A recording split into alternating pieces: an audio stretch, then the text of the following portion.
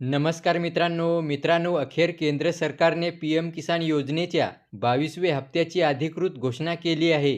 आतापर्यंत हप्ता कधीपर्यंत येऊ शकतो त्याचे अंदाज वर्तवण्यात येत होते.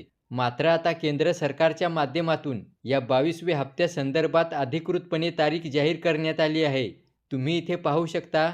केंद्र सरकारच्या पीएम इव्हेंट या पोर्टलवर 22वा हप्ता वितरणाचा टाइम टेबल जाहीर केला आहे. बघा, देशातील 9,30,00,000 लाभार्थी शेतकऱ्यांना पीएम किसान योजनेचा 22वा हप्ता वितरित केला जाणार आहे आणि हा हप्ता 13 मार्च 2026 रोजी म्हणजेच येत्या 2 दिवसात आसाममधील गुवाहाटी येथून संध्याकाळी ठीक 5 वाजता प्रधानमंत्री नरेंद्र मोदींच्या हस्ते या 9,30,00,000 लाभार्थ्यांना डीबीटी मार्फत डायरेक्ट बँक खात्यात जमा केला जाणार आहे. मित्रांनो, 13 मार्चला हप्ता वितरणाचा लाईव्ह व्हिडिओ तुम्हाला आपल्या या चॅनेलवर पाहायला मिळणार आहे. तुम्हाला त्या दिवशी हप्ता वितरणाचा लाईव्ह व्हिडिओ पाहायचा असेल तर चॅनेल सबस्क्राईब केला नसेल तर सबस्क्राईब करून ठेवा.